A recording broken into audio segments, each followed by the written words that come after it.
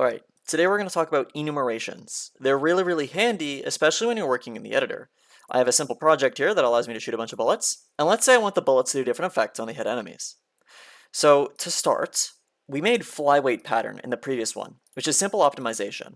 Let's go over to our flyweights for our bullet scriptable objects. In the code, all we need to do is create our enumeration. So to do this, we're going to say field serialized field,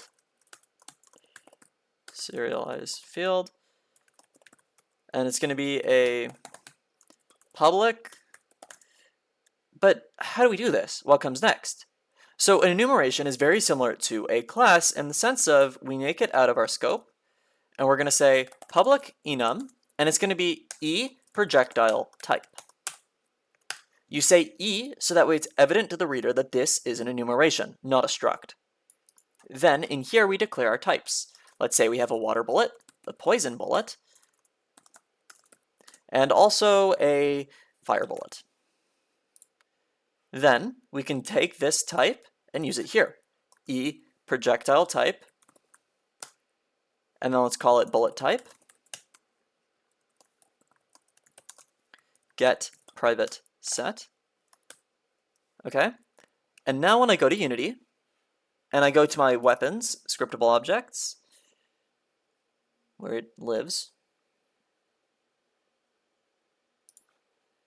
Okay, and go to projectiles. And then on the pellets, we now have a section here where we can choose. And that's fantastic.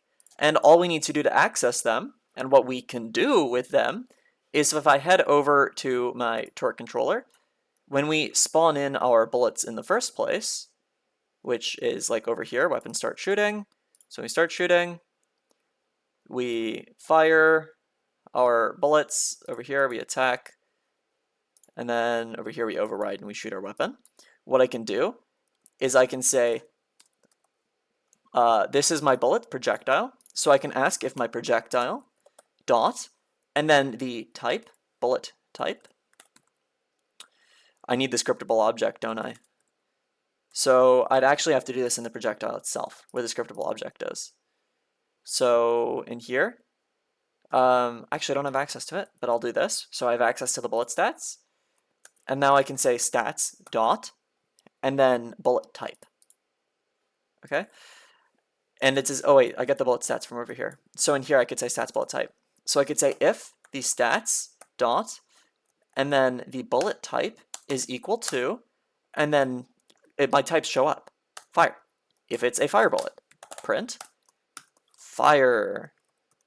And then let's say else, print not fire. So this is step one. Very basic enumerations. You can use this for so many things. You want to do a difficulty selector? Why not? If the difficulty is enumeration hard mode, maybe change a setting. You can use enumerations with drop-down fields if you want to have like multiple choice selection. Many uses for enumerations. They're a great tool to have, but they're not super useful on their own. There's another thing that usually goes with these, delegates, and we'll probably talk about these in second semester. So we have the ability to shoot here. Let me go to the regular scriptable object. You see it's on water, and when I shoot, it says not fire. And if I change this to be fire, and then I shoot, now it says fire. It's as easy as that. So let's head back to our code now.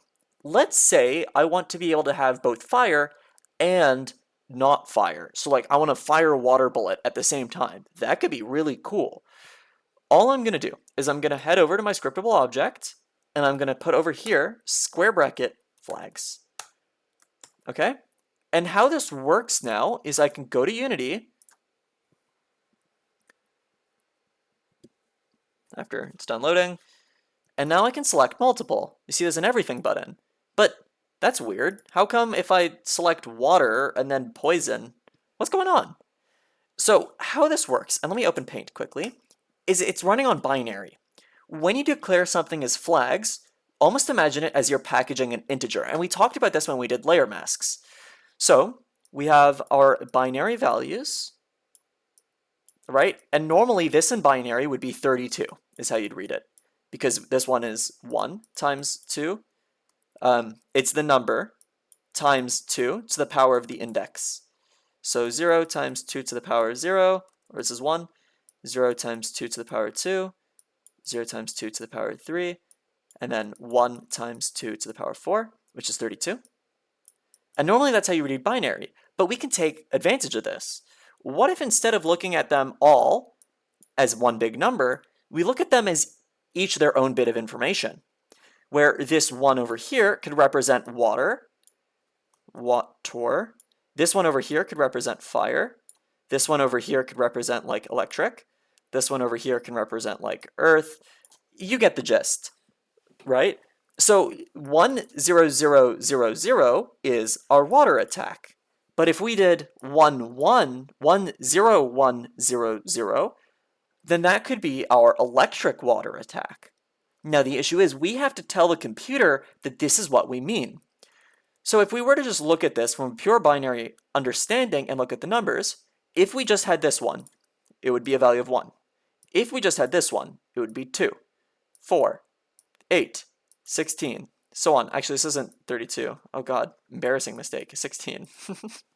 So what we need to do in our code now is say flags, water equals 1, poison equals 2, fire equals 4. And now we go back.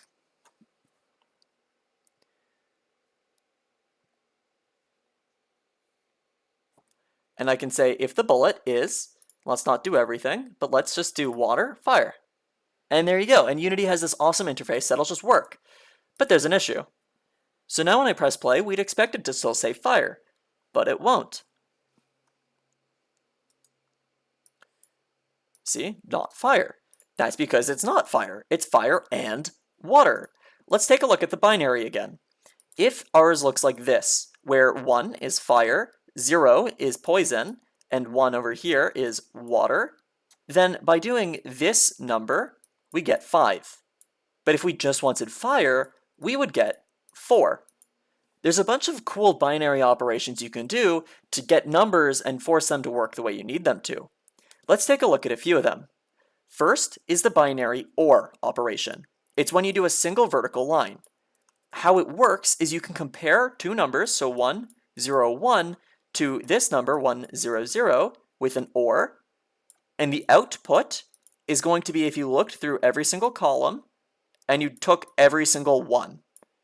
So it would be 1, 0, 1.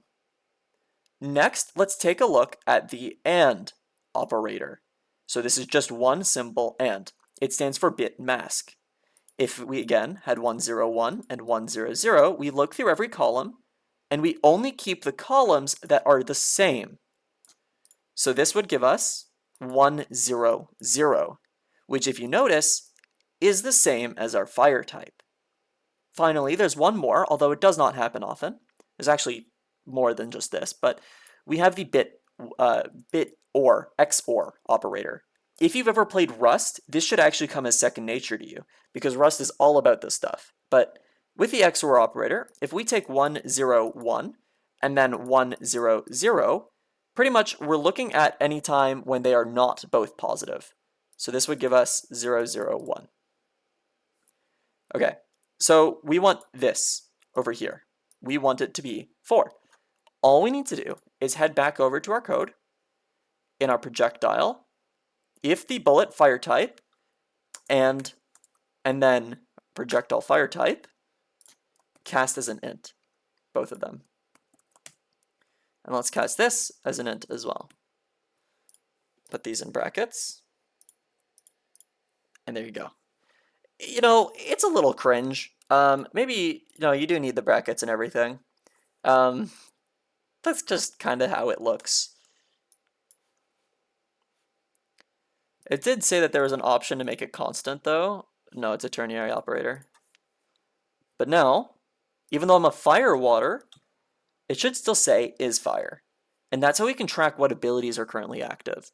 And there's so many really cool things you can do here, you really just need to be thinking about it creatively. And there you go, it says fire. And let me turn off fire, so it's just pure water. There you go, not fire. And then let me make it so that way it is everything. And you see again, it's saying fire. It might be a little hard to tell because I have it on collapse, but it's over here, 4,000, and it goes up. And then let me put this to nothing, and you'll see that not fire. That's it. That's enumerations.